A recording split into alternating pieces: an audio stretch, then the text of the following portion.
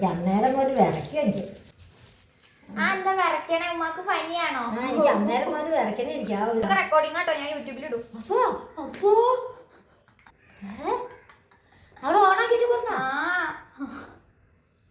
അപ്പോ അതൊക്കെ കേൾക്കൂലി കേട്ടേ? ഇല്ലാന്നേ. ഞാൻ ഒന്നും പറയാനില്ല.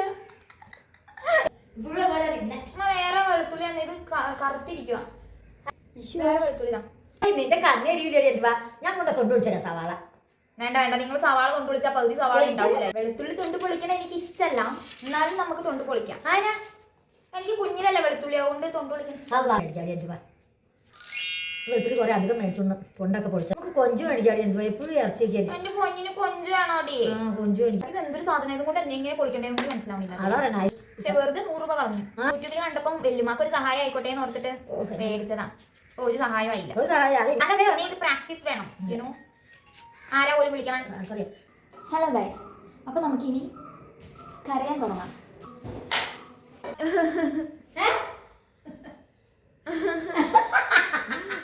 തളച്ചിരിക്കണ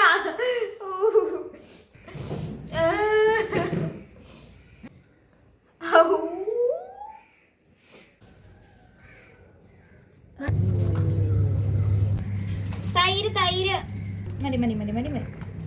നമ്മൾ കോഴീനെ മസാലയൊക്കെ പുരട്ടി ഉറക്കി കടത്തിയിട്ടുണ്ട്.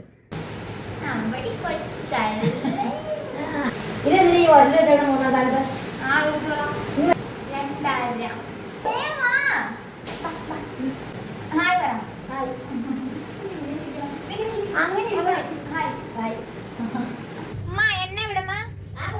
ഇതാണ് എണ്ണ.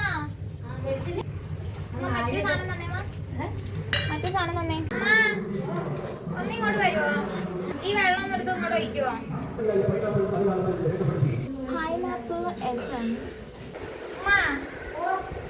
ഒരു ഇത് തരുമോ? ഒരു ഈ സാധനം എല്ലാവരും തുടയ്ക്കണേ. ആ ഉരുളി തുടച്ചെന്നേ. ഇത്രയും പോരാണോ വാപ്പാക്ക്? അപ്പൊ നെയ്ച്ചോറ് എങ്ങനെയുണ്ട്? നല്ലാണോ? നല്ല ടേസ്റ്റ്. വാപ്പ പച്ചക്കറി